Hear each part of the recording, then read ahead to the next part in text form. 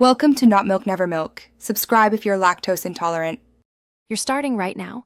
Make sure your Homepod Mini is updated and on the same Wi-Fi and Apple ID as your iPhone.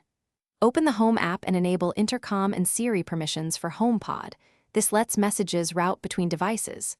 Once done, say, "Hey Siri, Intercom," plus your message, or tap Intercom in the Home app to broadcast. You'll hear a brief tone. This confirms transmission. If you need to target rooms, name them clearly in the Home app first. Next, you refine how Intercom works. Select a target, a room, zone, or everyone, so your announcement reaches only the intended speakers. Use voice to speak directly. You can also reply from your iPhone, AirPods, or another HomePod. For hands-free routines, add Intercom to a HomeKit automation or schedule announcements like wake-ups. Make sure names and zones match what you say. This prevents misrouting. If privacy matters, check who has permission to send and receive in Home app settings now. Finish by testing a full cycle. Send an Intercom to everyone and confirm playback on each HomePod Mini. If something fails, restart the HomePod and your router first.